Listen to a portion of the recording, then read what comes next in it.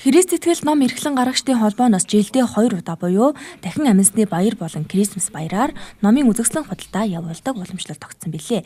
Бэлэг бэлгийн дээд ном гэдэг учраас Крисмас баяраар бие биедээ ном бэлгэлэхийг Христ итгэл ном эрхлэн гарагчдын холбооноос уриаллаа.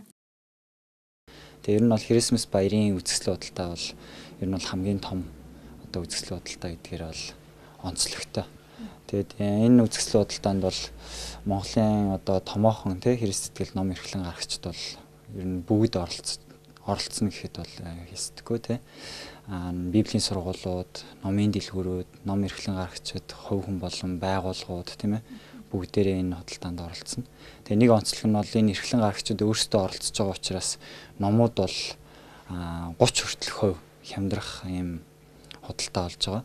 Тэгээд үүнээс гадна бол гар урлал, бэлэг дурсгал, тэгээд янз бүрийн Христ итгэлт бизнесийн зарим төлөөллүүд бас оролцох гэдгээрээ бол ер нь бол Монголын томоохон үзэсгэлэн худалдаа гэдгээр бол танигдсан ийм худалдаа болно. 12 дугаар сарын 17-нд болох номын үзэсгэлэн худалдаанд Христ итгэл ном эрхлэн гарагчид номоо 30 хүртэлх хувиар хямдруулахаас гадна Христ итгэл бэлэг дурсгалын зөвлөд бас хямдралтай үнээр худалдаалагдах юм байна. Та эндээс Крисмас баярын бэлгээ амжиж аваарай. Light News мэдээллээ.